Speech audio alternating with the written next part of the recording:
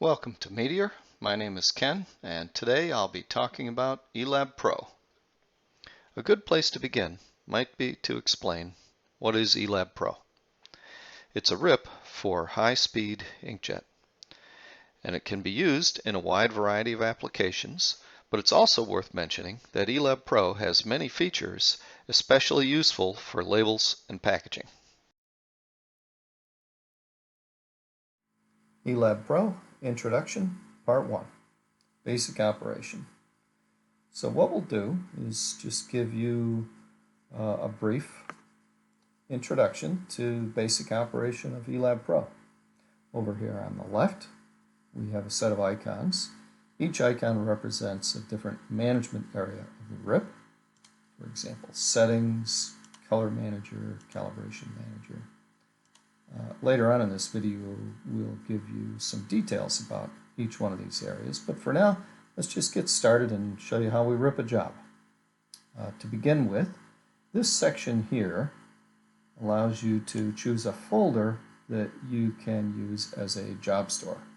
So for example, I've got eLab Pro folder with some jobs that we'll be using in this video. You'll notice that when I hover over any of those jobs, we get a little bit of information about it. For example, that job has 1 page and 2 spot colors. This job, 2,000 pages, no spot colors. Next thing to show you is this section right here, RIP configurations. This is primarily where you're going to select the type of screening that's going to be used when you rip the job. And you'll also notice here when we hover over any one of the RIP configurations, you get a little bit of information about it. This one is mirror screening, 2-bit per pixel, CMYK. Here's Pearl screening, 1-bit per pixel.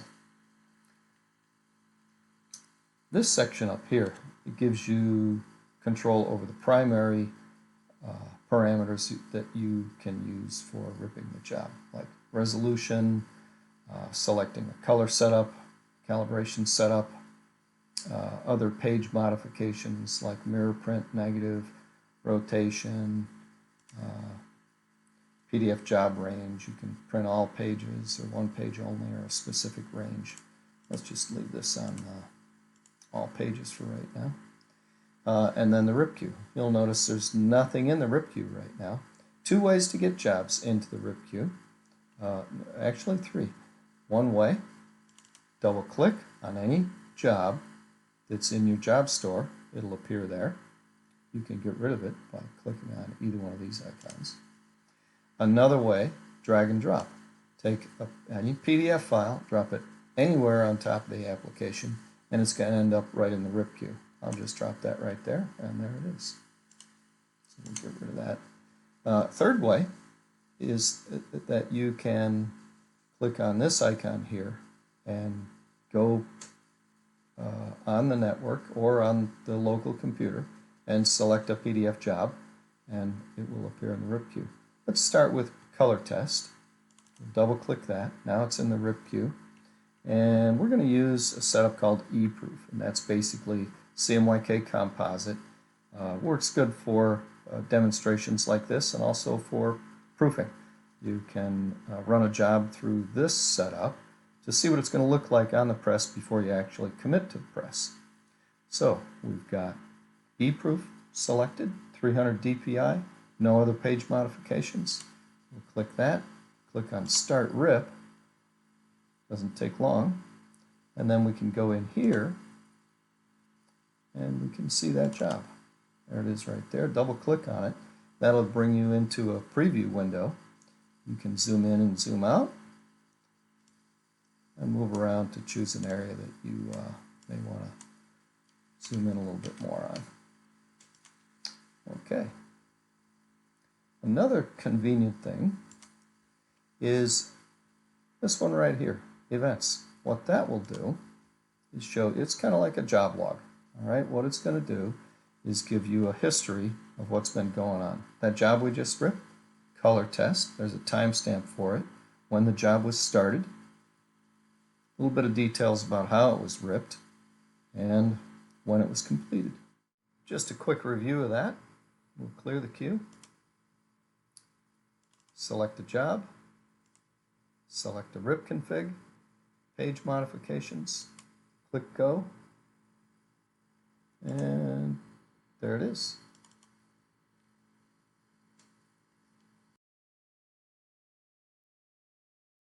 In part 2 of our video introduction to eLab Pro, I'll be showing you the RIP's Color Setup Manager and the Calibration Manager. So to get started, we'll go into the Color Setup Manager. Basically what you'll use this tool for is to add new ICC profiles, select them, and create a color setup that can be selected from the main user interface. So we'll get started. We'll go ahead and add a new ICC profile that we created yesterday. Once that's been added, it will now be selectable right here. So we're going to go in and select that new profile for polypropylene label material. And then we can make other selections related to color management, including rendering intent. Generally, we would use relative colorimetric. So we'll go ahead and make these selections. And when we click on this button, it'll allow us to save a setup that can, like I said earlier, that can be selected from the main user interface. So what we'll do is give it a name that is kind of representative of that ICC profile that we just added. So that's BOPP. And maybe we'll use the date that the profile was made, April 24. How about that? Go ahead and save that. And then when we go back to the main user interface, that should be selectable right here. And there it is. Okay. Next section, Calibration Manager. What we can do in here is it basically deals with linearization. And two approaches to that. Conventional approach is output a step wedge for each of the colors that are being used in this press. If you have a CMYK press, you'll output a CMYK step wedge. This one has got a 27 step step wedge. Print it out, take the measurements, enter them back in, save the setup. Another approach is to use single channel ink limiting. In this approach, what you would do is print out another type of test target and measure the point at which you reach saturation for each of the colorants. So we'll leave these all set to 85. Maybe we'll bring this one down a little bit just to make things a little bit different. We'll go ahead and save this, and let's try today's date again. So single channel ink limiting for the type of linearization we're using, and today's date, April 25. Okay, great. We'll save that, and when we go back in here, we now have that. So now that we've got those selected, that basically shows you what we do with the RIP's Color Setup Manager and Calibration Manager. Okay, on to part 3 in our video. I'll show you an example using the eLab Pro Spot Color Picker. We'll use this tool to accurately tune and match brand colors. So first I'll begin by just showing you roughly what the tool set looks like. Here it is. First thing you're going to want to do with this is, I should have started here really. We'll go and here's that job that's got 2 spot colors. We'll work with that one. So once we bring that into the RIP queue, when we go into Spot Color Picker, that's going to show up in this list of RIP queue items. So there's really only going to be one in there right now because we only have one in the queue. But there it is. And then, of course, what it's going to do is show you all of the spot colors that are in that job. The one that we're going to work on today is this Pantone 325. And what I'm going to do first, when I double click on that, it's going to bring that color into this grid here. 25 patches. The center is always going to represent, well, when you first come into it, it will always represent the base color. So the next thing that we're going to do is we're going to go ahead and print that job on the press right now without any modifications, just to see where we stand. Okay, now I've printed it out. What I want to do is compare it to the customer's original. So here's our first run, and on the left I've got the customer original, and you can see we've got some work to do. It's a little bit darker. Okay, now that we see we have a little bit of work to do, we'll go back into Spot Color Picker, and we will go ahead and select that again, and we're going to run this up a little bit. We'll bring that up to step value of 0.33, and we don't have a huge, this is a drastic variation. You'll notice kind of a bright green down in this corner and a little bit purple up there. We don't need that much of a shift on this job, so I'm going to remove those steps. And next thing we're going to do, we want to print this out on the press to use as a comparison to make our adjustment. So when I click on Create Sample PDF, what's going to happen is it's going to give me a PDF job that is a representation of, let's zoom out a little bit on that. See, basically what you have here, this is what we're going to run in the press now, is what you see in this right here. So let's go ahead and run that. Okay, here's our patch chart, and now what we're going to do is use that to compare it to the customer's original and see if we can find a close match. So we'll start with the top row, not quite.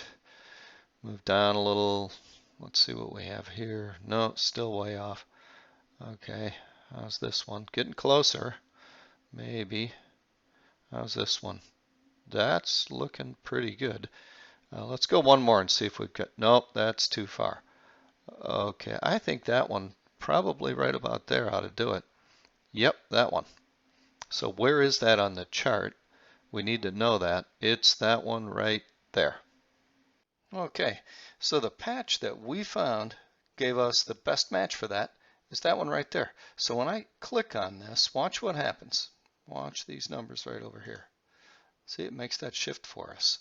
The next thing we're going to do is click this button right here, Add Current Values to Override File. So what's going to happen now is we will, whenever Pantone 325 comes into the RIP, we're going to replace it with that newfound color that we have. So Add Current Values, and now we've got the corrections made. The last step is we're not quite ready yet. We have to enable it. Now that it's enabled, what we can do is go back and with these modifications, run that job again. So we're going to go Home, Job, and run it again. Off it goes. Okay, let's grab that off the press and see what it looks like. Okay, here it is. On the right is what we're getting off the press now. On the left is the customer's original. We'll compare the two and see how we've done. Looks like a pretty good match to me. I think job done. So there is one other thing you can do with this tool, and that, sometimes what'll happen is, for example, customer comes back to you and says, hey, that Acme battery job, well, we don't like that turquoise. We want to run that now with some kind of red. Okay, well, we can't find the original file anymore. So all you have is that that PDF that's calling for Pantone 325. So what you can do, figure out what the CMYK values are for whatever color it is that they want. If they want red, they want purple, yellow, anything, just type them in, add current values to override file, and wherever it's asking for 325, it'll give you those new values. Handy tool to have. This feature will allow you to add a number of different objects to a PDF artwork file. Variable objects include text, barcode, and images, where static objects you can add text, barcodes, and rectangles. eLab Pro Introduction Part 4. In this section, what we're going to show you is this module here, variable imposition. Actually, we're going to show you more than just that, but primarily we're going to show you how to use variable data imposition. So the eLab Pro RIP, we can actually add a layer with variable data as well as in that same additional layer we can add static, either text or graphics. So in the example job that we're going to use to show this to you, here's what we hope to end up with.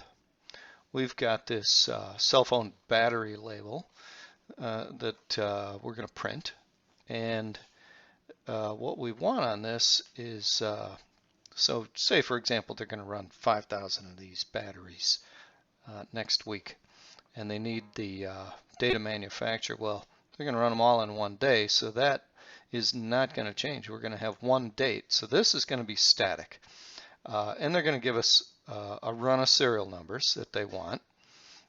So this is going to vary for each individual label, and they also want a QR code representing that serial number. So human readable variable data text here, QR code with that same serial number here, and static data manufacturer there. So let's get started. Okay, so the first thing we're going to do, we'll take that job, add it to the queue, and we'll do an eProof on it. We'll go have a look at that.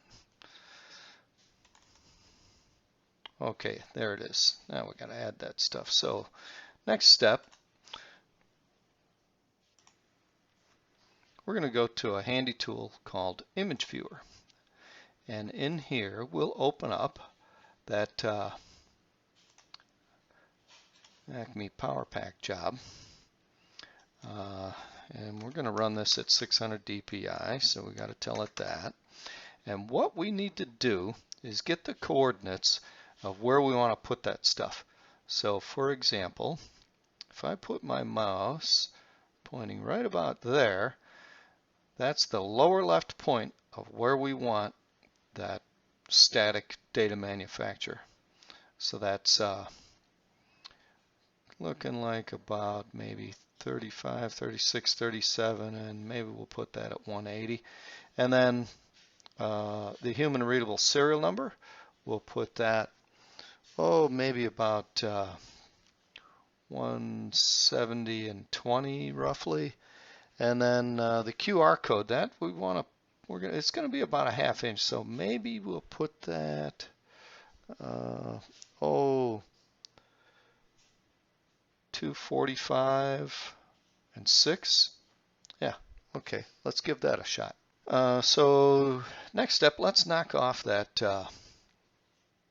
data manufacturer static part. So we're going to go to settings, and in here, one of the sections is static overlay, text overlay.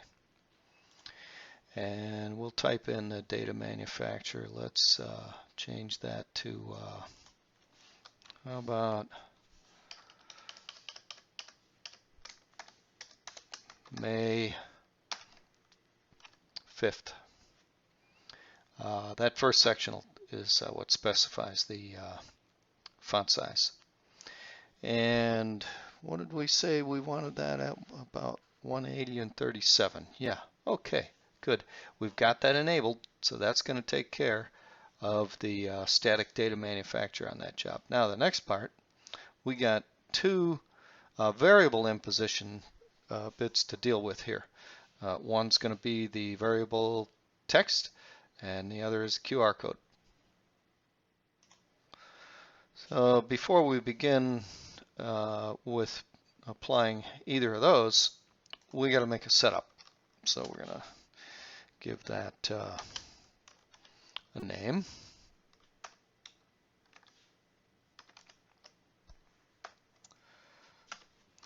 And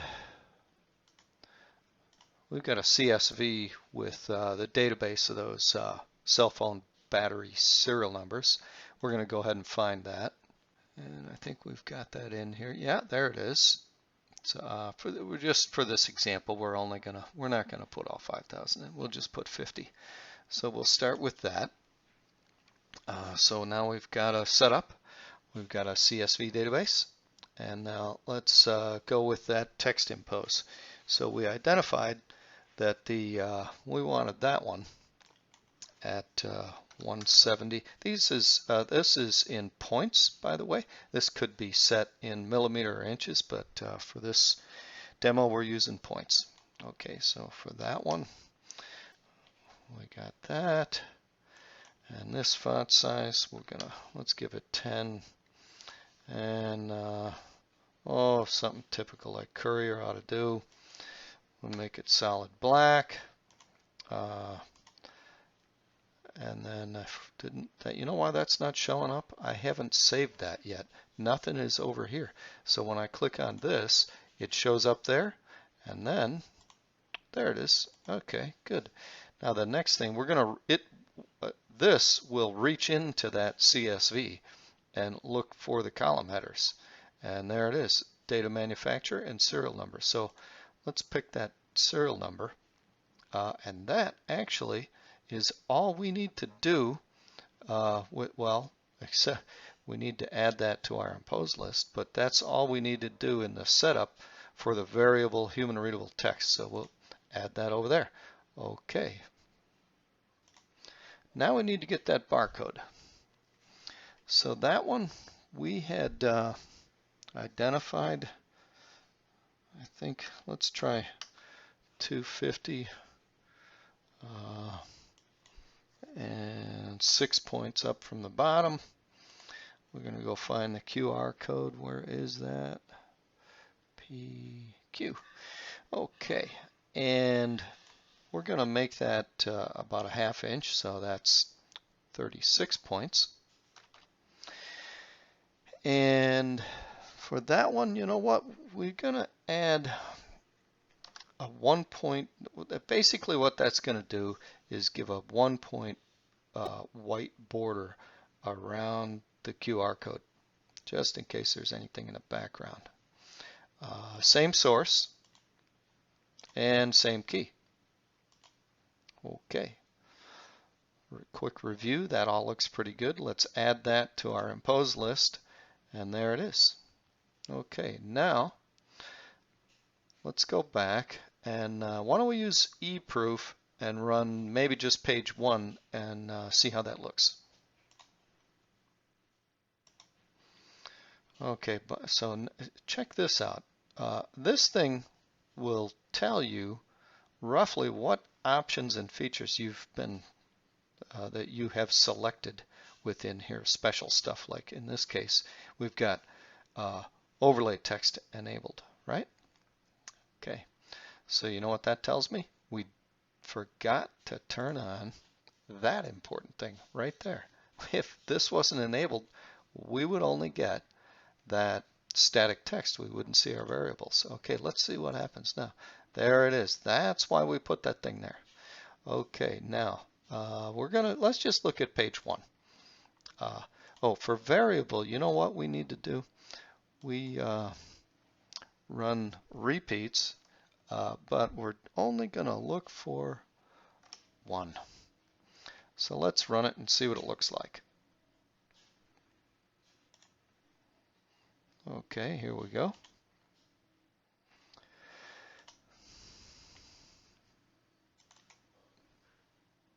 Yeah, okay. pretty good.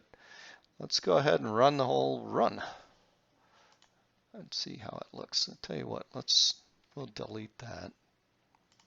And then that run was only 50, so let's go ahead and run it out. And it runs through that pretty quick, so let's go look in our TIFF output, and there they are. So we can just, cycle through these. And oh, you know what? We probably could move that over a little bit if we wanted to, I suppose, but that's a simple fix.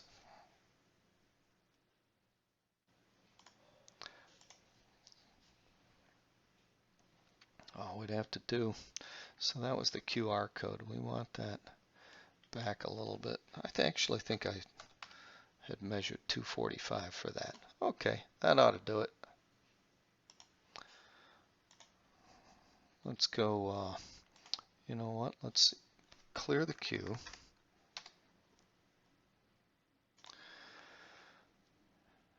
And I think I got it right. Let's run the whole thing. Doesn't take long. Simple, small job. Hey, much better. Okay, there it is. Job done.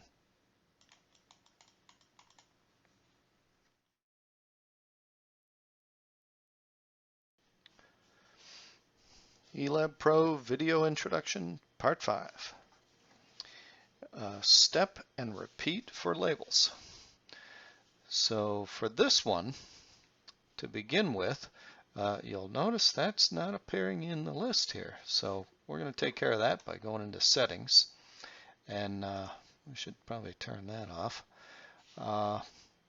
And then we'll scroll down here. And there it is right there, Enable Label Features. So when we do that, it adds this button so that we can go in and configure that. And here we go. So actually, what we now will do is we're going to select a job that we can use to show you how step and repeat works. So this job here, the simple step and repeat that we have in here is for taking a label like this. We got one page, and we want, say, 5,000, 10,000 of those, right? So the thing is, our press is wide enough that we can get 3 of those across. So we're going to get a lot more efficient run if we can just step it across 3 times. So let's go ahead and add this to the queue. And we probably ought to turn that off too. Okay, that looks good. So now we've got that ice cream job in there. Now what we're going to do is we'll go in here, and it gives you a nice representation of that job there.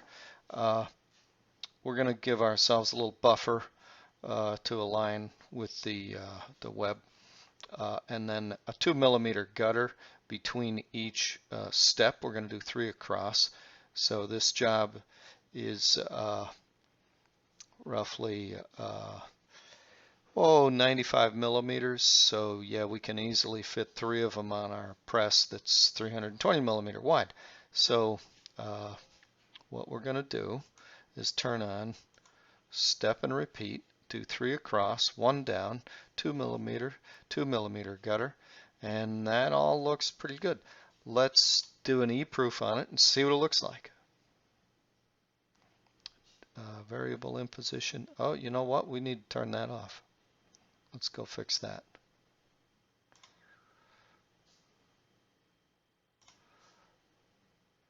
We don't want to impose that on that ice cream label. That looks better. Okay, the only thing we got going on really is label features. So let's give it a shot and see what it looks like. By the way, you can set this so that it will actually give you a little thumbnail of what it looks like. Okay, there it is. Yep, that's exactly what we want. Good enough then.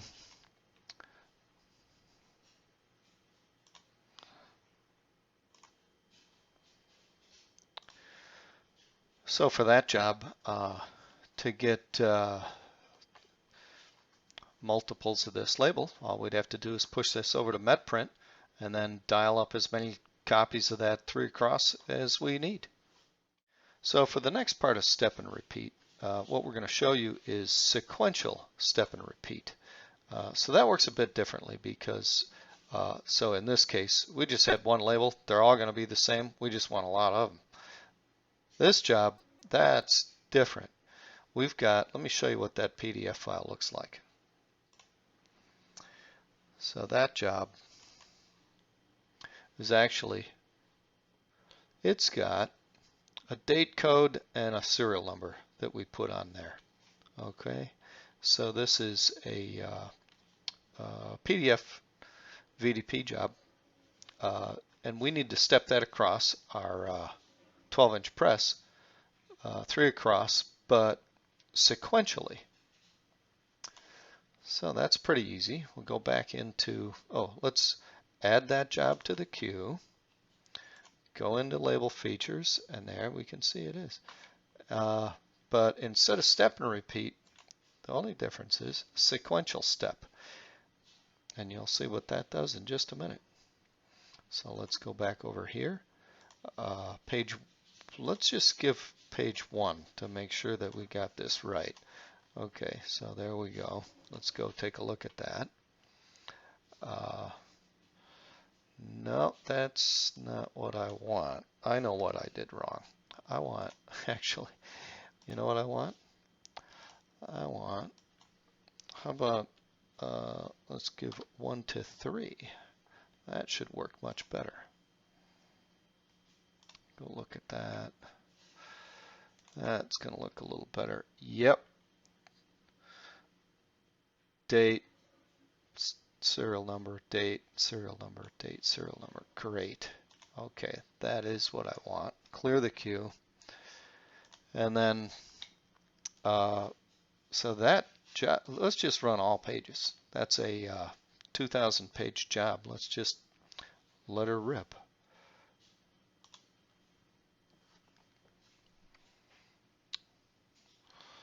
Okay, going pretty fast through that.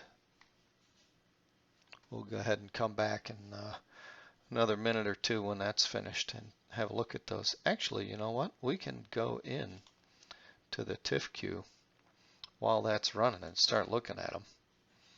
So here's, yeah, okay, that's working pretty good. That's going to be just fine. And you can see it, it's just ripping right through those. So at 3 across on 2,000, we probably are going to rip like 667 or something like that, 668. So we're probably getting close to about, not quite halfway through yet. We'll come back in a minute. Okay, there it is. Finished with that. Let's go into our event log and see how long it took. 2,000 page ice cream variable data job took 2 minutes 44 seconds. Yeah, okay, not bad. So there it is. Step and repeat and sequential step and repeat. Introduction to eLab Pro, Part 6, Scalable Rip Farm. Okay, so to begin with, you might be wondering, what is a scalable rip farm? Well, basically what it is multiple rips that can work on the same PDF job simultaneously. And we do that to provide a drastic improvement in rip speed performance. So to show you an example of that, the first thing I'm going to do is take a pretty tough job. To really show this off, you need a fairly tough job. So I'm going to use this job called Food Mailer. This is a direct mail piece. Here, I'll show it to you a little bit. So it's lots of color. and lots of variation. Okay, each mailer is 10 pages long. There's barcode and address, and but it's unique. It's like the first page is using a different graphic. Well, maybe not the first page, but like each person that gets mailed gets a different recipe, a different picture. Okay, so that's the tough job we're going to run. But to make a fair comparison, what we're going to do is rip it with the Scalable Rip Farm turned off. And here it is right here. So I've got that unchecked. We're not using it. So what we're going to do is take our food mailer, 200 pages, and we're going to do something a little bit different this time. We're going to make this a little bit more real world.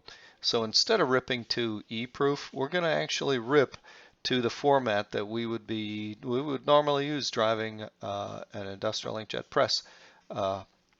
So in this case, we've got mirror screening, CMYK, and 2-bit per pixel separations. Let's crank it up to 600 dpi.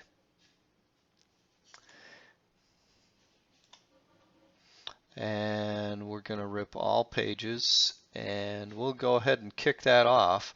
And it's going to take a while, so what we'll do is kick it off, and then we'll go ahead and let the video pause, and we'll come back as the job gets a little closer to finishing, so we can capture how long this takes. So here we go. Off it goes.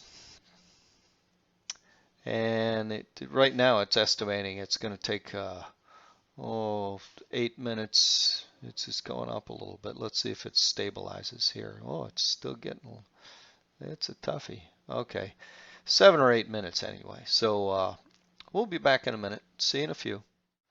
96, almost done. When this finishes, we'll go and get an exact time. We'll go to the event log and see how long that thing really took. So thing is, when we look at this, that took 6 minutes 50, almost 58 seconds. Okay, so really, basically, it took 7 minutes, right? Good enough then. So actually, we'll go back in, clear the queue, right? And then while that's clearing, what we're going to do is we'll go in here and we're going to turn the Scalable Rip Farm on. And what we do, this allocates how much RAM for all of the rips. So we're going to use 8 rips. It's actually going to use 9. 1 rip is used not actual to rip the jobs, but as a manager rip to manage sending the pages out to the 8 worker rips. Anyway, so we've got it turned on. So what we're going to do is come back in here, take our job, and let's make sure that queue is cleared. Good.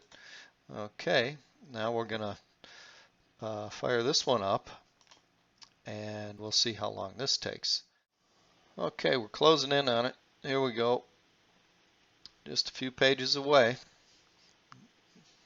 96, come on, there we go. So we'll go to the queue, and there they are. 200 pages, 4 steps per page, so that adds up. Yep, there they are. And then let's go to the event log and see how long it took that time. Wow, look at that, under 2 minutes. So that's very, very significant improvement in performance.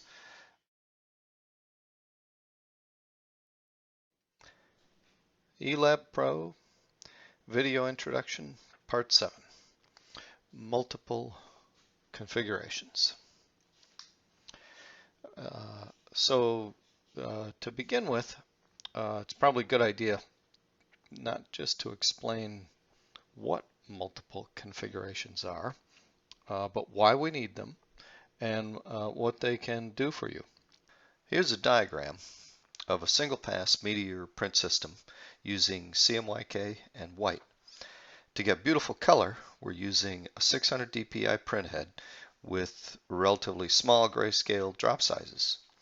And that won't work very well for white. To get good opacity, we need large drop sizes for the heavy laydown of ink, so we're using a 400 dpi large drop volume print head. This type of configuration is possible in Meteor by using multiple subsystems. So now we can get great beautiful color and nice thick white.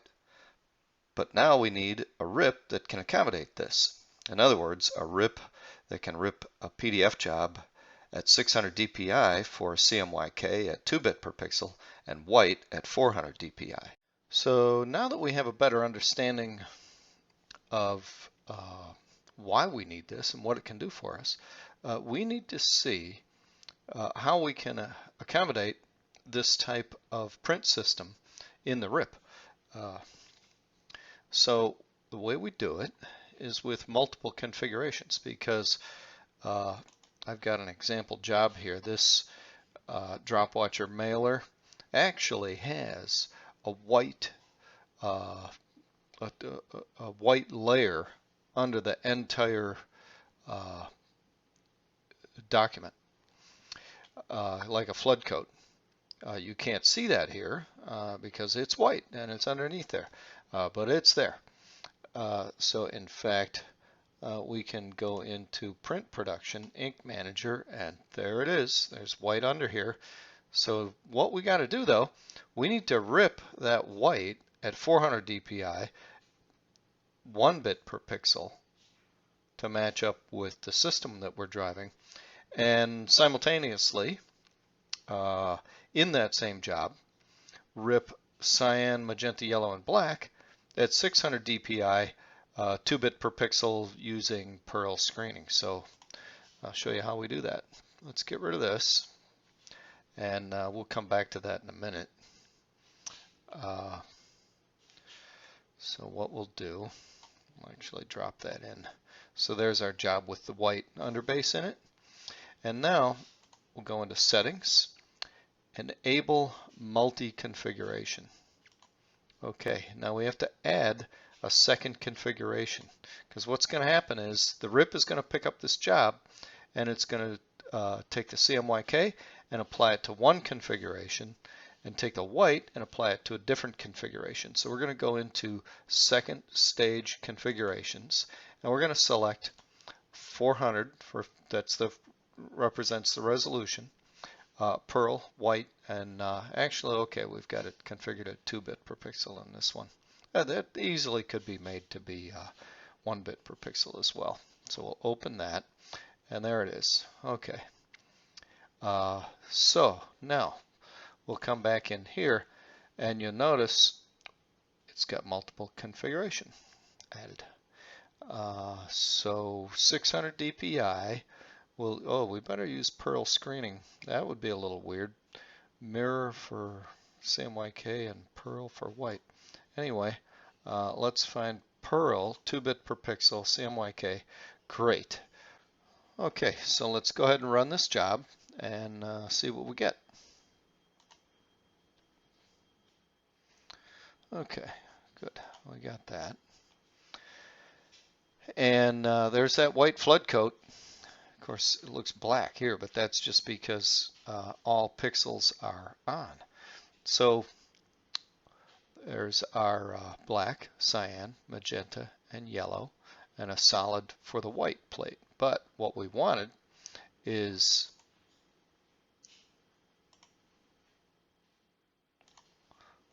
.600 dpi, 2 bit per pixel, which is 4 bits, right?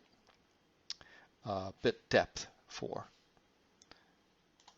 But this one needs to be 400 dpi, and this is also going to be 2 bit per pixel. But let's see what we get.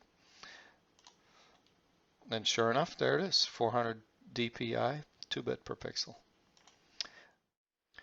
While we're on the subject of white, I got one more little trick to show you that you can do with eLab Pro. You remember that ice cream job we ran a while back, that label there? So Sometimes what can happen is you'll have a job like this, it's got no white, and the customer calls up and says, okay, now we want that label run on BOP clear. Well, what to do? In eLab Pro, solving that problem is easy as one click. So I'll show you what to do. First, we're going to add that job to the queue. Then we're going to go into settings, and in multiple configuration, we're going to add, and this time what we're going to select is this setup called white underbase. And what that will do is put a white flood coat under the entire job, no matter what the job is. Let's add that, give it a go.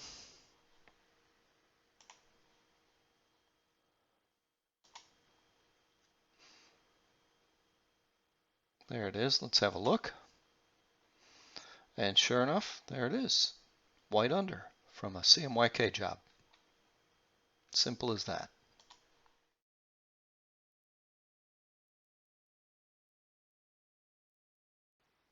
In our final section, I'll show you how OEM customers can easily apply their own branding to the eLab Pro user interface. You'll be able to change the product name, add your own logo, change the background, as well as use your own icon.